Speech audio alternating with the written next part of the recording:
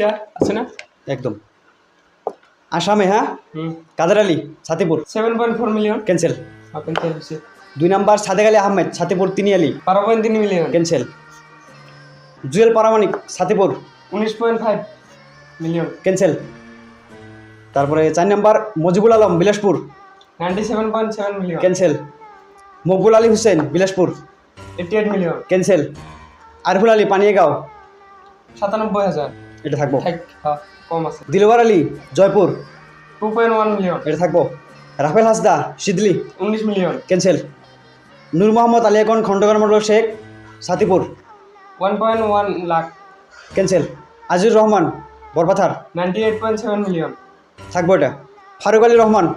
112 million cancel করো এটা direct cancel করো ক্যান্সেল